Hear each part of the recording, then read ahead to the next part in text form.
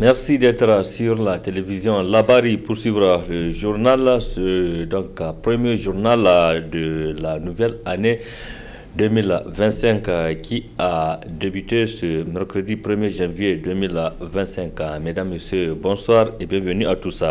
Recevez d'abord les vœux du nouvel an du directeur général de la radio et télévision Labari et du personnel du groupe de presse qui vous souhaite une bonne et heureuse année 2025. Ainsi, donc, le DG et le directeur général du groupe de presse Labari saisit cette occasion pour vous exprimer sa reconnaissance pour votre fidélité à la radio et télévision Labari. Bonne et heureuse année 2025.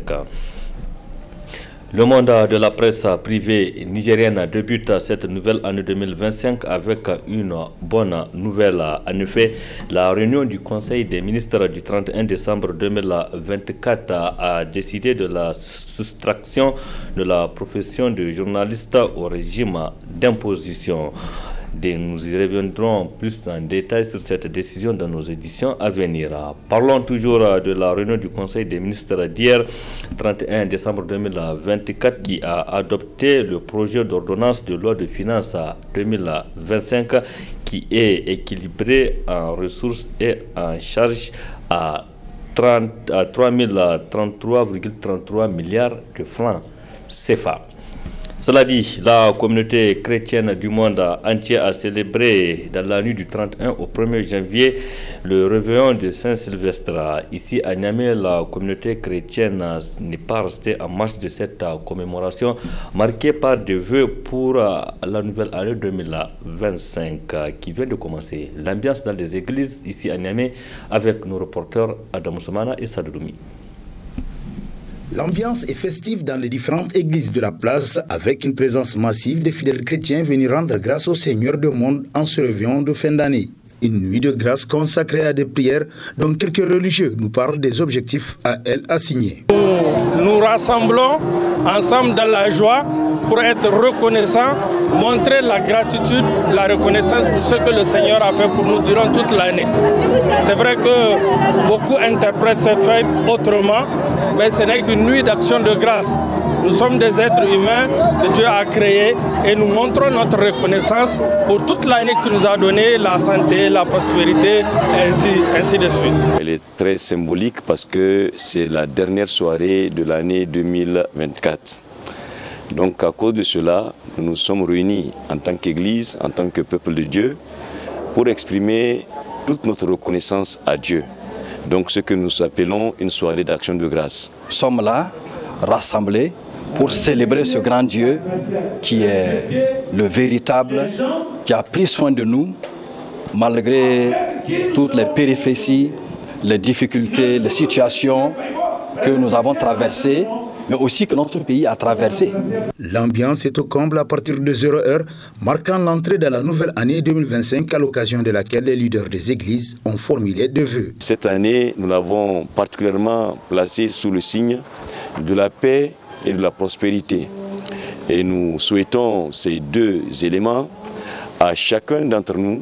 Nous prions pour que Dieu accorde sa paix dans toutes les maisons, dans tous les foyers, dans toutes les familles, et que Dieu accorde également la prospérité à toutes les maisons et à toutes les familles. Mais que Dieu accorde la paix et la prospérité aussi à son Église, mais aussi et surtout, compte tenu du contexte de notre pays, nous prions pour que cette année 2025 soit une année de paix sur toute l'étendue du territoire national. Mes vœux pour toute la nation, bien sûr, c'est des vœux de paix, c'est des vœux de souveraineté pour toute la nation, qu'il y ait vraiment la paix et la tranquillité dans toutes les portions de la nation du Niger. Ma prière et mes vœux les plus chers, c'est que Dieu nous accorde la grâce d'avoir la paix, de vivre en paix, de vivre en harmonie, mais aussi que Dieu nous donne la victoire sur nos ennemis internes et externes.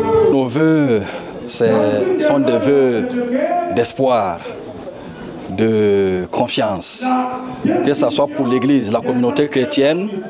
Nous adressons nos vœux les sincères de paix, de joie, de tranquillité, de courage, parce que le combat continue. Allah le Tout-Puissant accepte toutes ces prières pour le bonheur du peuple nigérien en particulier et celui de l'AES en général. Bonne et heureuse année 2025 à toutes et à tous. Merci Adamou Ousmana. La Caisse nationale de sécurité sociale CNS a, comme vous le savez, pris la décision de suspendre la caisse indépendante à compter de ce jour, mercredi 1er janvier 2025. Après les explications du directeur de recouvrement de cotisation de la Caisse nationale hier mardi, aujourd'hui nous vous proposons de suivre la réaction du secrétaire général de l'Union des travailleurs du secteur des transports assimilé Itana Gamache Mahamadou dans cet extrait avant de le retrouver plus en détail en partie magazine. En fait, de quoi il s'agit? Pourquoi la Caisse a pris cette décision? Parce que tout simplement, elle a constaté qu'il y a un réseau mafieux constitué des syndicalistes du secteur de transport, certains, et de certains agents de la Caisse nationale de sécurité sociale au niveau précisément de la direction de recouvrement de la Caisse nationale de sécurité sociale. Ces gens, leur manière, leur méthode, c'est de transformer tous les travailleurs assurés à des travailleurs indépendants. C'est-à-dire les travailleurs indépendants, c'est celui qui ne, en tout cas, profite d'aucune prestation familiale, d'aucune prise en charge de la Caisse nationale de sécurité sociale. Alors que c'est sur de mauvaises bases, en utilisant ou en faisant de faux, usage de faux en écriture. Et ça a duré depuis des années, nous avons dénoncé.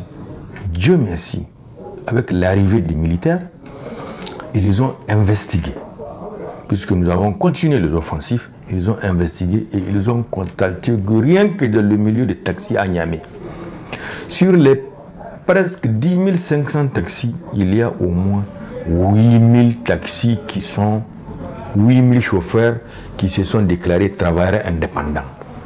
Alors que c'est faux, tout le monde sait que dans 100 taxis à Niamey, les 95 appartiennent à des propriétaires. Et les propriétaires, c'est des agents en majorité de l'État, qui ne sont pas des taximans, qui sont des travailleurs de la fonction publique. Mais pour avoir ce carnet indépendant, qui est un reçu de 2000 francs annuel, il va falloir que le propriétaire des taxis ait un permis de taxi qui atteste lui-même il est taximan. Donc qu'est-ce qu'ils font? Les complices des propriétaires indélicats qui sont dans les syndicats et qui sont au niveau de la direction de recouvrement de la Caisse nationale de sécurité sociale font établir des permis de taxi à des agents de l'État propriétaires de taxis afin d'avoir le carnet indépendant de 2000 francs par an au détriment du véritable chauffeur qui est au volant, qui court chaque jour les risques. Donc au lieu de lui verser les 26 000, la cotisation trimestrielle, pour qu'il soit couvert par la Caisse nationale de sécurité sociale, c'est une action qui nuit gravement à nos militants. Aujourd'hui, la majorité de nos militants ne sont pas immatriculés au niveau de la Caisse. Parce que tout simplement, il y a ce système de contournement de la loi. Et nous demandons à la Caisse de continuer à investiguer, parce que ça ne va pas, investiguer et détecter tous ceux qui sont dans ce réseau mafia et engagés de poursuites judiciaires. Parce que c'est un crime. Rendez-vous à la fin de ce journal pour suivre l'intégralité de cette réaction du secrétaire général de l'UTAN sur la suspension de la caisse indépendante par la Caisse nationale. Cela dit, l'Union des étudiants des écoles et instituts professionnels et techniques du Niger, UEPTN, a rendu public ce mercredi 1er janvier 2025 une déclaration. Dans celle-ci, l'UEPTN a parlé de la situation socio-économique du Niger, caractérisée notamment par la cherté de la vie, la situation académique des élèves et étudiants des écoles et instituts professionnels et techniques et la question de la souveraineté nationale. Voyons tout cela dans ce résumé signé Ismaël Moumouni et Nasser Seydou. Le PTN fustige la cherté de la vie et la mauvaise prestation des services des compagnies de téléphonie mobile au Niger, tout en invitant les autorités à renforcer les écoles professionnelles en infrastructures et en matériel didactique. Les unions des étudiants des instituts écoles professionnelles et techniques du Niger invitent les autorités du CNSP et l'ensemble des commerçants à comprendre la nécessité de réduire les prix des denrées alimentaires et de tous les produits de première nécessité, comme le riz, le mil, les pâtes alimentaires et tous les produits dont le peuple a besoin, parce que le peuple ne doit plus souffrir dans ce contexte de refondation. Nos dirigeants et nos commerçants doivent comprendre qu'il ne sert à rien d'accumuler des richesses, des fortunes énormes, pendant qu'on a un peuple qui souffre de la cherté de la vie, alors que notre destination commune, c'est de quitter un jour ou l'autre cette planète. Au-delà, nous exigeons des autorités du CNSP, dans le cadre de cette refondation en cours, d'inscrire en gros caractère les projets d'investissement agricole pour que les peuples du Niger puissent atteindre l'autosuffisance alimentaire pour la souveraineté alimentaire au bénéfice de notre peuple. Nous, scolaires nigériens de façon générale, et des instituts et écoles professionnelles et techniques, demandons qu'une part importante du Fonds de solidarité pour la sauvegarde de la patrie soit louée ou accordée à la question de la souveraineté alimentaire et que ça soit orienté dans des projets agricoles pour la souveraineté alimentaire de notre peuple. D'autre part, ce jour correspond à l'arrivée à terme de la date limite accordée pour la réduction des coûts liés aux immatriculations et au dédouanement des véhicules et des motos de nos camarades des citoyens. À cet effet, nous invitons les autorités du CNSP à comprendre la nécessité de prolonger de 3 mois encore les délais pour permettre aux usagers de se mettre en règle. Surtout que la petite expérience de 3 mois nous a fait démontrer que le peuple a la volonté de procéder à l'immatriculation et au dédouanement, mais beaucoup ne le font pour manque de moyens. Par conséquent, par rapport à la situation de morosité financière, les étudiants des instituts, écoles professionnelles et techniques du Niger sont préoccupés particulièrement par les pratiques observables au niveau des réseaux de communication et exigent du CNSP d'asseoir un contrôle rigoureux des réseaux de communication via l'ARCEP et le ministère en charge de la communication. La situation dans laquelle végètent leurs militants au centre de cette sortie médiatique de l'Union des étudiants des instituts et écoles professionnelles et techniques du Niger, IEPTN. Les unions des étudiants des instituts et écoles professionnelles du Niger sont au regret de constater le traitement qui est réservé aux étudiants pour la contre-signature de leur diplôme. Nous rappelons aux écoles qui ne respectent pas les procédures légales que nous ne défendons jamais le faux et que nous allons procéder le plus urgemment possible au contrôle des établissements qui évoluent et qui demandent à ce que les étudiants puissent s'inscrire dans des filières sans que des autorisations ne soient accordées pour cela. Et en se faisant de l'argent par la création des filières sans autorisation aucune. Nous allons créer toutes les conditions à ce que la pagaille soit arrêtée dans les écoles et les instituts d'enseignement privé pour le ministère de l'Enseignement supérieur. En effet, nous invitons l'ensemble des acteurs à comprendre que, comme le dit un adage, un peuple peut prospérer même dans l'ignorance la plus totale, mais jamais dans l'injustice. C'est pourquoi nous souhaitons à ce que la justice soit faite par rapport aux droits les plus absolus de nos camarades.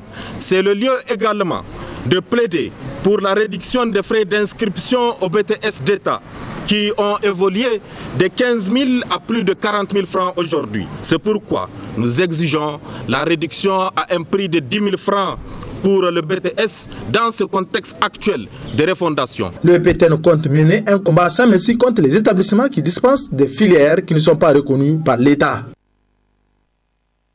Ismaël Moumouni, baptême ce mercredi matin de la salle de conférence du syndicat national des travailleurs de l'eau et de l'énergie du Niger à Sinatren, du nom donc de leur défunte camarade Kadija Idrissa Kounché. Cette activité est couplée à la déclaration d'affiliation du dit syndicat à la Confédération nigérienne du travail CNT, nous rapporte Adam Soumana et Sadoudoumi.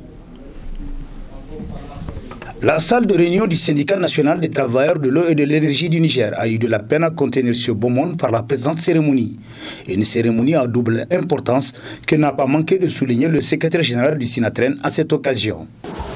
Nous, travailleuses et travailleurs de l'eau et de l'énergie, profondément attachés aux valeurs démocratiques et aux principes d'éthique qui fondent l'action syndicale et soucieux de faire respecter les libertés syndicales et droits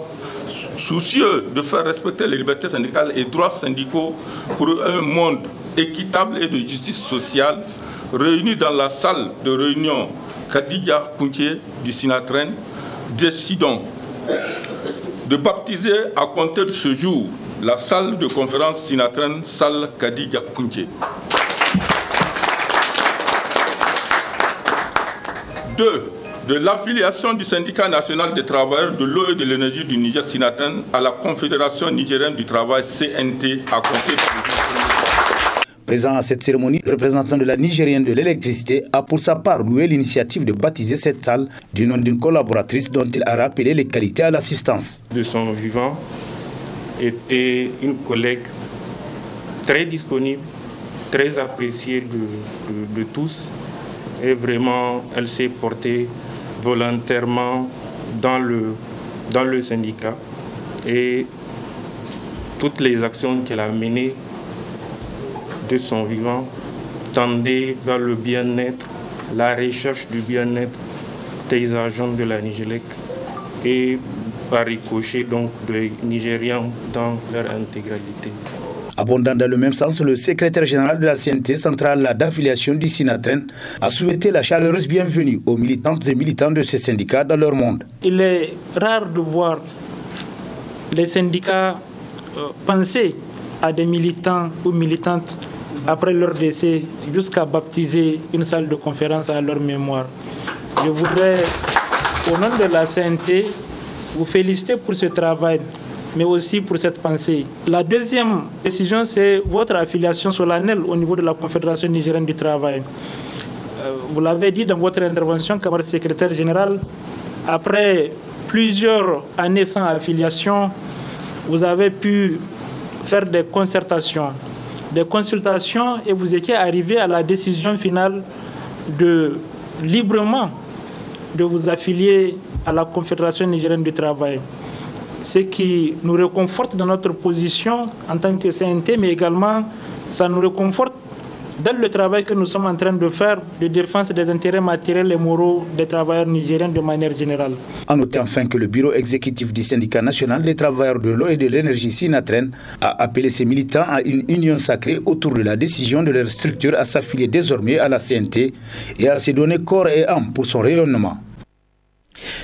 Oui, Adam Soumana, justement, juste après l'annonce donc de ce syndicat de s'affilier à la Confédération nigérienne du travail à CNT, le siège de cette centrale a servi de cadre pour la cérémonie d'accueil de ce nouveau syndicat, n'est-ce pas? Les militantes et militants du Sinatren convergent ainsi au siège de la Confédération nigérienne du travail, où ils sont reçus avec tous les honneurs par les membres du bureau confédéral de la CNT. Une rencontre au cours de laquelle explication a été donnée à l'assistance sur les péripéties ayant abouti à l'affiliation du Sinatren à la CNT. En 1996, on crée la CNT ensemble. Je tiens à rappeler ça. C'est au dernier moment qu'il y a eu quelque chose que je n'arrive pas à expliquer jusqu'à ce jour. Et Dieu merci, aujourd'hui, c'est chose faite. Camarades de la CNT, le dernier congrès de la CNT, vous avez fait le bon choix.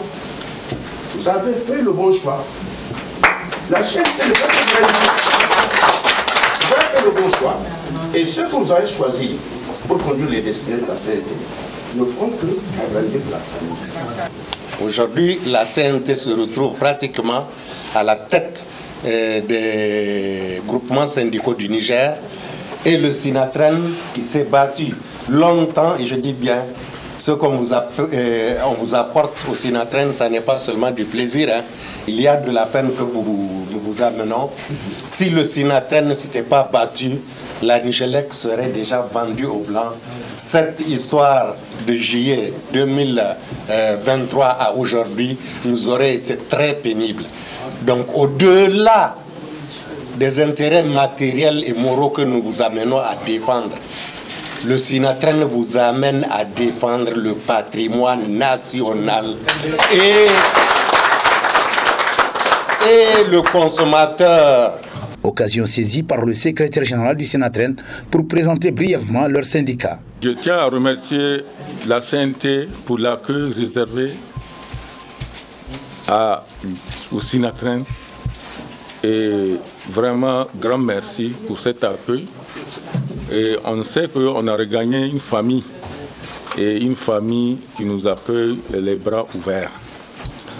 Donc je ne vais pas finir sans autant vous parler un peu aussi de notre structure, le Sinatren, qui pour d'autres c'est un syndicat de la Nigélec.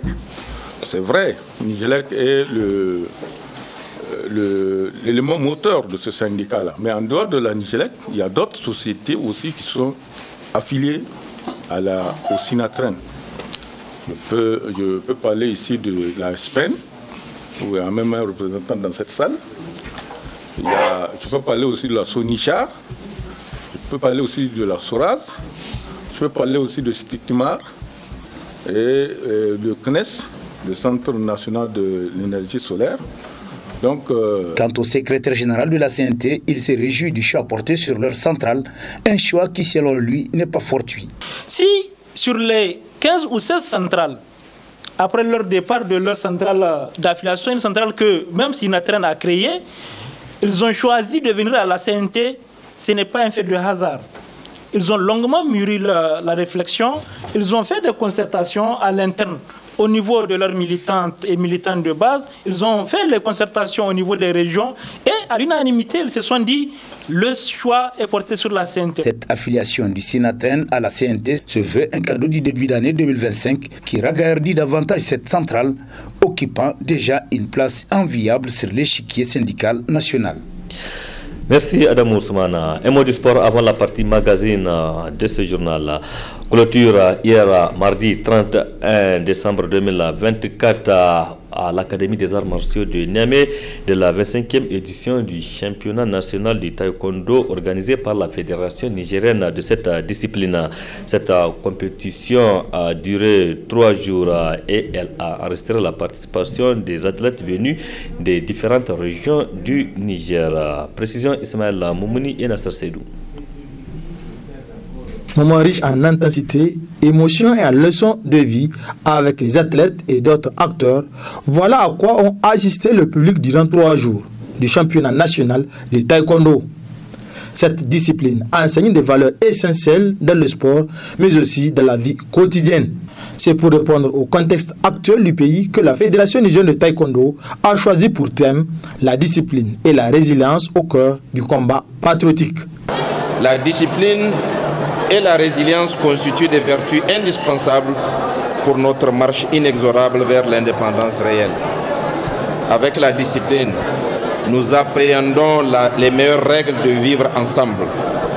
Nous agissons collectivement aux côtés des autorités. Nous défendons ensemble la cause nationale. Nous nous imposons une rigueur pour une obligation de résultat. Avec la résilience, nous nous relevons chaque fois que nous trébuchons. Nous transformons les fatalités en opportunités et nous continuons à avancer avec détermination malgré les embûches.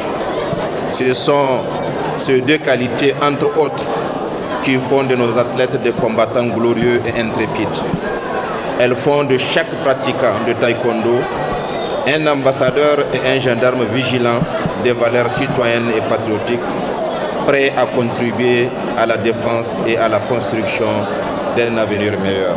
Après avoir remercié le ministre de la Jeunesse et des Sports, le président de la COSNI, les athlètes, les entraîneurs, les officiels, les organisateurs, bénévoles et publics, pour leur contribution pour la réussite de cet événement. Le président de la fédération invite les pratiquants de capitaliser les enseignements reçus au cours de cette compétition. Nous clôturons cette édition mémorable qui cette année a mis en exergue le Kirugi, le Pumse et le Para Taekwondo. Souvenons-nous que ce n'est pas une fin mais un nouveau départ. Les leçons apprises ici, les amitiés nouées et les victoires remportées, qu'elles soient sportives ou personnelles, sont autant de trésors que nous emportons avec nous. Je vous invite à continuer à incarner les valeurs du taekwondo dans votre quotidien, que la discipline et la résilience soient vos compagnons, non seulement dans votre pratique sportive, mais aussi dans vos actions en tant que citoyens engagés. C'est plus de 200 athlètes de différentes régions du Niger qui ont participé à cette 25e édition du championnat national de taekwondo. Classement par club, l'AS Police Nationale occupe la première place, suivie du club de Sabongari et de l'AS Garde Nationale. Félicitations donc aux équipes distinguées et vivement la prochaine édition. Nous en venons à présent à la partie magazine qui est consacrée à la réaction du secrétaire général de l'Union des travailleurs du secteur des transports et assimilés, Utana Gamache Mahamadou, sur la décision de la Caisse nationale de sécurité sociale CNSS de suspendre la caisse indépendante. Très bonne réception. Nous avons vu le communiqué de la Caisse nationale de sécurité sociale qui dit qu'à partir de 2025, tous les travailleurs du secteur transport qui ont les fiches indépendants. L'indépendant, c'est quoi? C'est les travailleurs propriétaires lui-même. Donc, ne vont plus avoir les carnets indépendants. Donc, c'est une décision vraiment que nous avons accueillie favorablement. Parce que c'est une décision que nous avons,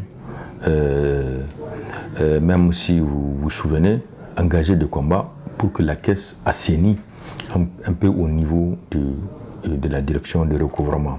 En fait, de quoi il s'agit? Pourquoi la caisse a pris cette décision?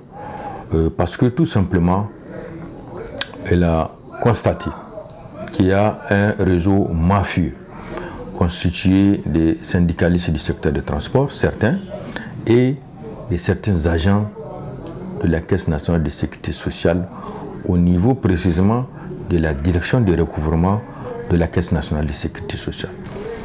Ces gens, leur manière, leur méthode, c'est de transformer tous les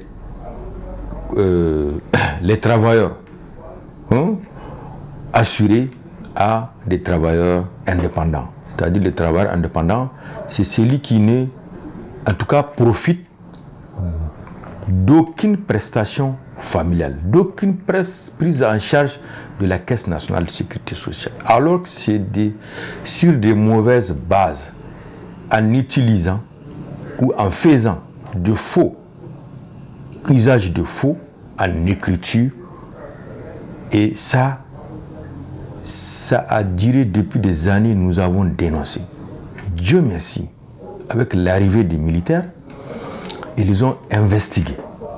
Puisque nous avons continué les offensives, ils ont investigué et ils ont constaté que rien que dans le milieu des taxis à Niamey, sur les presque 10 500 taxis, il y a au moins 8 000 taxis qui sont, 8 000 chauffeurs qui se sont déclarés travailleurs indépendants. Alors que c'est faux, tout le monde sait que dans 100 taxis à Niamey, les 95 appartiennent à des propriétaires. Et les propriétaires, c'est des agents en majorité de l'État, qui ne sont pas des taximans, qui sont des travailleurs de la fonction publique. Mais pour avoir ce carnet indépendant, qui est un reçu de 2000 francs annuel, il va falloir que le propriétaire des taxis ait un permis de taxi qui atteste lui-même il est taximan. Donc qu'est-ce qu'ils font? Les complices des propriétaires indélicats, qui sont dans les syndicats et qui sont au niveau de la direction de recouvrement de la Caisse nationale de sécurité sociale, font établir des permis de taxi à des agents de l'État, propriétaires des taxis afin d'avoir le carnet indépendant de 2000 francs par an au détriment du véritable chauffeur qui est au volant, qui court chaque jour les risques. Donc, au lieu de lui verser les 26 000, la cotisation trimestrielle, pour qu'il soit couvert par la Caisse nationale de sécurité sociale, pendant qu'il est travailleur et après qu'il soit à la retraite ou invalide, ou que sa femme ou ses enfants profitent des prestations familiales, non, c'est les chauffeurs, le propriétaire qui se transforme en taximan et qui font les carnets. Et ça, c'est la complicité des syndicalistes et des agents, certains agents au niveau de la Caisse nationale de sécurité sociale. Donc, c'est une action qui nuit gravement à nos militants. Aujourd'hui, la majorité de nos militants ne sont pas immatriculés au niveau de la Caisse. Parce que tout simplement, il y a ce système de contournement de la loi. Donc, ce système qui a été démantelé et la Caisse a pris une décision ferme, puisqu'elle a adopté plusieurs stratégies pour barrer, pour éradiquer cette fraude. La Caisse n'a pas pu, malgré qu'elle a informatisé, elle a digitalisé, les gens trouvent toujours un moyen pour contourner la loi au détriment de nos militants. Donc, en tant que syndicalistes, nous saluons la décision de la Caisse et nous demandons à la Caisse de continuer à investiguer, parce que ça ne va pas, investiguer et détecter tous ceux qui sont dans ces réseaux mafia et engagés de poursuites judiciaires.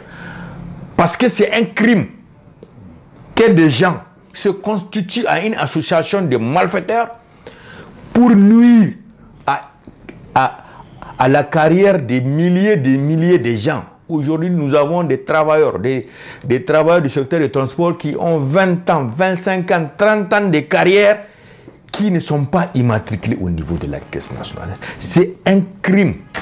Donc ces gens-là qui ont fait ces crimes doivent être démantelés et poursuivis. Il ne faut pas qu'ils s'arrêtent là. Il ne faut pas que la Caisse s'arrête juste à, comment on appelle ça là, à prendre une décision comme quoi elle aligne tous les travailleurs au même statut, c'est-à-dire le statut de travailleur.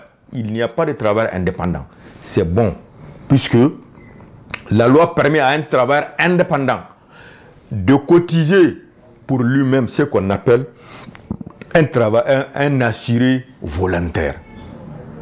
Et quand tu es assuré volontaire, tu reçois certains avantages de la Caisse nationale de sécurité. Donc, je ne vois pas un problème en ça.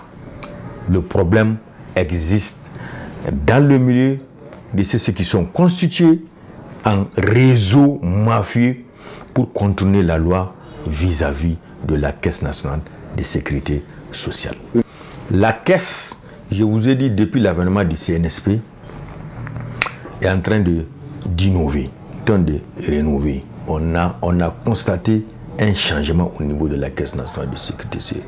Donc nous les encourageons, nous les saluons à continuer dans ce sens, puisqu'ils sont en train de sensibiliser à faire des formations au niveau des syndicats, au niveau des assurés sociaux. Donc nous, à notre niveau, nous allons nous assurer en tout cas, la continuité du respect, en tout cas, des assurés sociaux. Et nous, à notre niveau, nous allons aider nos camarades à constituer leur dossier et à les suivre jusqu'à ce qu'ils commencent à jouir des avantages liés à la Caisse nationale de sécurité sociale. Voilà la mission que nous allons nous donner. En tout cas, dans cette nouvelle dynamique, la Caisse est un partenaire. Elle nous a fait un combat qu'on devrait faire. Je vous ai dit que c'est une revendication ancienne. Le fait de demander à la Caisse de mettre de l'ordre au niveau de la direction des recouvrements de la Caisse nationale de sécurité. En tout cas, nous accueillons cette décision favorablement et nous demandons à la Caisse à continuer en tout cas à investiguer, parce que ça ne suffit pas. Je vous ai dit que c'est un réseau mafieux, c'est des criminels qui doivent être poursuivis pour les actes qu'ils ont posés. À l'endroit de nos camarades qui n'ont pas encore compris les agissements de ce réseau mafieux qui veulent les révolter, en leur faisant croire que la caisse n'a aucun intérêt dans la vie d'un travailleur. C'est faux. La Caisse nationale de sécurité sociale est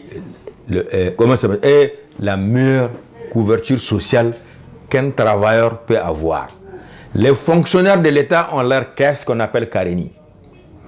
Nous, milieu, secteur de transport et autres auxiliaires de l'État, de l'administration, nous sommes affiliés à la Caisse nationale de sécurité sociale. Notre caisse, c'est la CNSS, la caisse des travailleurs de la fonction publique et la Carénie.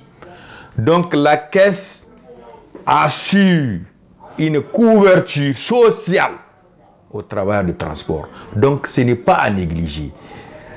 Je leur demande d'aller constituer leur dossier.